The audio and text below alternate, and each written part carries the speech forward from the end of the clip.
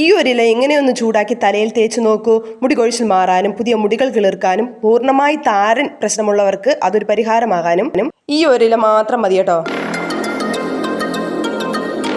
ഈ ഒരു hair solution ഉണ്ടാക്കാൻ വേണ്ടിയിട്ട് നമുക്ക് ആദ്യം വേണ്ടത് നമ്മുടെ പനിക്കൂർക്കയുടെ ഇല, അതായത് ഞവര ഇല. ഞാൻ ഇവിടെ ഒരു 10-15 ഇല എടുത്തിട്ടുണ്ട്. പക്ഷേ അതിൻ്റെ സൈസ് കുറവാണ് കേട്ടോ. സൈസ് കുറവായതുകൊണ്ടാണ് ഇത്ര എടുത്തത്. നല്ല സൈസുള്ള ഇലയാണെങ്കിൽ നമുക്കൊരു 7 എണ്ണം മതിയാവും. ഇനി നമുക്ക് ചെയ്യേണ്ടത് ഇതുപോലെ ഒരു ദോശക്കല്ല് എടുത്തിട്ട് നമുക്ക് ഇതിനെ ചൂടാക്കി എടുക്കണം. എൻ്റെ വീട്ടിൽ, അതായത് എൻ്റെ ഗാർഡനിൽ ഇഷ്ടംപോലെ ഉണ്ടായിരുന്ന ഒരു ഐറ്റമാണ് ഇത്. പക്ഷേ ഗാർഡനിൽ കുറച്ച് റിനോവേഷൻ പരിപാടിയൊക്കെ ചെയ്തപ്പോൾ ഇതിൻ്റെ തൈകളെല്ലാം മാറ്റി മാറ്റി നട്ടായിരുന്നു. നട്ടപ്പോൾ അതിൽ കുറച്ച് മാത്രമേ പൊടിച്ചു വന്നിട്ടുള്ളൂ കേട്ടോ. അതാണ് ഇതിൻ്റെ ഇലയുടെ ലഭ്യത കുറയാൻ വേണ്ടിയിട്ട് കാരണം. അല്ലെങ്കിൽ ഇഷ്ടം പോലെ കിട്ടുന്നതാണ്. അപ്പോൾ നിങ്ങൾ എടുക്കുമ്പോൾ ശ്രദ്ധിക്കുക, നിങ്ങൾക്ക് ഇഷ്ടം പോലെ വേണമെങ്കിൽ ഇലയുടെ എണ്ണം കൂട്ടാവുന്നതാണ്. അല്ല എങ്കിൽ ഇത്രയും തന്നെ ധാരാളം. നമ്മുടെ സ്കാൽപ്പിലത്തേക്ക് മാത്രമാണെങ്കിൽ ഇത്രയും തന്നെ ധാരാളം. ഇങ്ങനെ ഒന്ന് എടുത്ത് വെച്ച് കൊടുക്കുന്നത് വെള്ളം ഒന്ന് തോർന്ന് കിട്ടാൻ വേണ്ടിയിട്ടാണ്. ആ സമയം കൊണ്ട് നമ്മുടെ ദോശക്കല്ല് നല്ലവണ്ണം ചൂടായി വരും.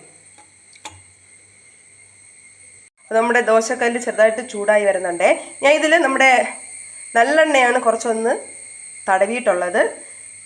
എണ്ണ തടവാതെയും നമുക്കിത് ചൂടാക്കി എടുക്കാവുന്നതാണ്. കല്ല് ചൂടായതിന് ശേഷം ഫ്ലെയിം ഒന്ന് കുറച്ചിട്ട് നമുക്ക് ഓരോ ഇലയായിട്ട് ഇതുപോലെ ഒന്ന് വെച്ച് കൊടുക്കാം കേട്ടോ.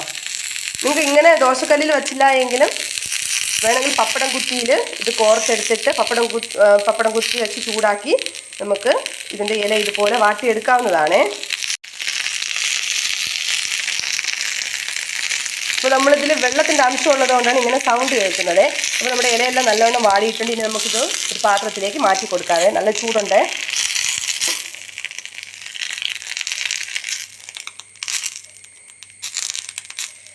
അപ്പോൾ ഇത്രയും നമ്മൾ മാറ്റിയിട്ടുണ്ട്. അടുത്ത സ്റ്റെപ്പ് നമുക്കിതുപോലെ വെച്ച് കൊടുക്കാം.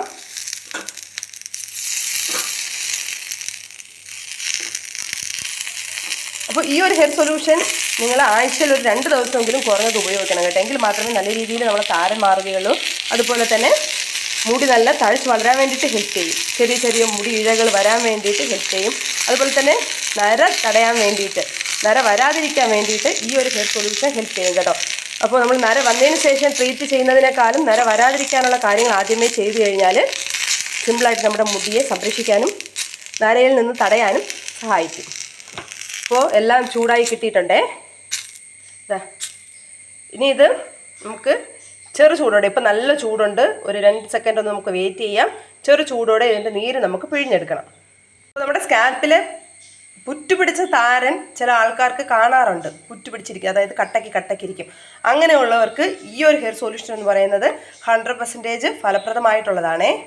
പിന്നെ ജലദോഷമുള്ളവർക്കും അതുപോലെ തന്നെ തലനീരിറക്കം ഉള്ളവർക്കൊക്കെ സിമ്പിളായിട്ട് ഉപയോഗിക്കാൻ വേണ്ടിയിട്ട് പറ്റും. കാരണം ഇത് നമ്മുടെ തലനീരിറക്കം, ജലദോഷം ഇതിനെയൊക്കെ കൺട്രോൾ ചെയ്യുന്ന ഒരു ഐറ്റമാണ് നമ്മുടെ ഞവരയില അല്ലെങ്കിൽ പനിക്കൂർക്ക എന്ന് പറയുന്നത്. അപ്പോൾ ഇത് നല്ലവണ്ണം ചൂടായിട്ടില്ല. എന്തായാലും നമ്മുടെ കയ്യിൽ പിടിക്കാൻ പരുവത്തിന് ഉള്ള ചൂട് മാത്രമേ ഉള്ളൂ. ഇനി നമുക്കിത് പിഴിഞ്ഞെടുക്കാവേ.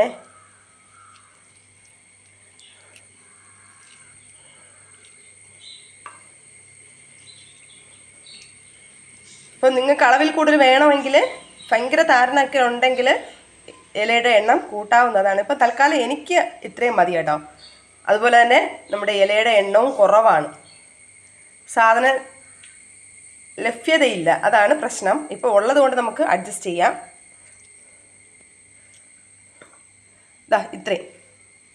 ഇത് നമുക്ക് വിരലിൽ തൊട്ടിട്ട് താരനുള്ള ഭാഗത്ത് പുരട്ടി കൊടുക്കാം. അല്ല എങ്കിൽ ഒരു ചെറിയ കോട്ടൺ തുണിയിൽ എടുത്തതിന് ശേഷം താരനുള്ള ഭാഗത്തും സ്കാൽപ്പിലും നല്ല രീതിയിൽ അപ്ലൈ ചെയ്ത് കൊടുക്കാം കേട്ടോ.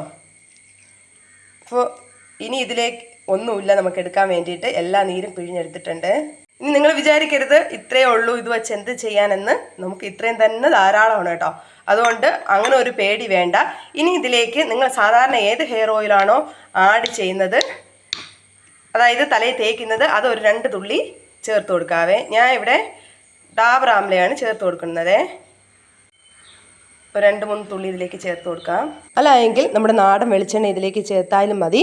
അതിന് മുന്നായിട്ട് ശ്രദ്ധിക്കുക, ഇതിലേക്ക് ചേർക്കുന്നതിന് മുന്നേ ആയിട്ട് നിങ്ങൾ തലയിൽ അപ്ലൈ ചെയ്യാൻ ആഗ്രഹിക്കുകയാണെങ്കിൽ, അതായത് ഹെയർ ഓയിൽ തലയിൽ അപ്ലൈ ചെയ്യാൻ ആഗ്രഹിക്കുന്നതാണെങ്കിൽ ഈ സൊല്യൂഷനിലേക്ക് ഓയിൽ ആഡ് ചെയ്യേണ്ട കാര്യമില്ല. നിങ്ങൾ ഹെയർ സൊല്യൂഷൻ അപ്ലൈ ചെയ്തതിന് ശേഷം ഒരു 5 മിനിറ്റ് മസാജ് ചെയ്തിട്ട് ഒരു 10 മിനിറ്റ് കഴിഞ്ഞിട്ട് ആ ഹെയർ സൊല്യൂഷൻ അപ്ലൈ ചെയ്തതിന് ശേഷം ഈ ഒരു സൊല്യൂഷൻ തലയിലേക്ക് അപ്ലൈ ചെയ്ത് മസാജ് ചെയ്ത് കൊടുത്താൽ മാത്രം മതി. അപ്പോൾ ഞാൻ നേരത്തെ പറഞ്ഞതുപോലെ ഒരു ആഴ്ചയിൽ 2 ദിവസമെങ്കിലും നിങ്ങൾ കുറഞ്ഞത് ഉപയോഗിച്ചാൽ മാത്രമേ നല്ലൊരു റിസൾട്ട് കൊണ്ടുവരാൻ വേണ്ടിയിട്ട് പറ്റത്തുള്ളൂ. അപ്പോൾ നമുക്ക് പുതിയൊരു വീഡിയോ ആയിട്ട് കാണാം.